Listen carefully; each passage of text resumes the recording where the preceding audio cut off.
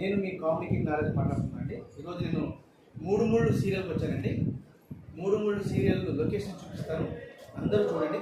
తప్పకుండా వీడియో మాత్రం ఫార్వర్డ్ చేయకుండా చూడండి. ఓకేనా ఫ్రెండ్స్?